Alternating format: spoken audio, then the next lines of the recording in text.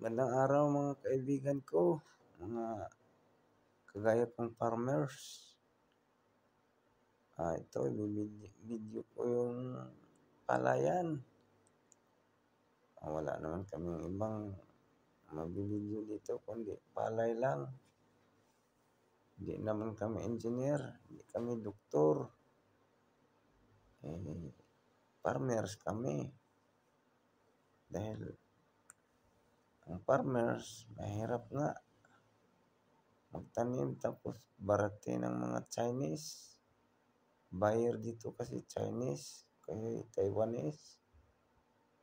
Kaya babaratin naman to pag mag-harvest na. Kaya wag naman sanang baratin. Mahirap na nga yung farmers. Baratin pa nila. Yan ang mahirap doon. Kaya sana taas-taasan naman yung presyo. Maraming umaasa dito sa farmers.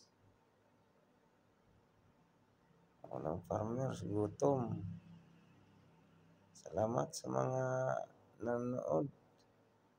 Thank you.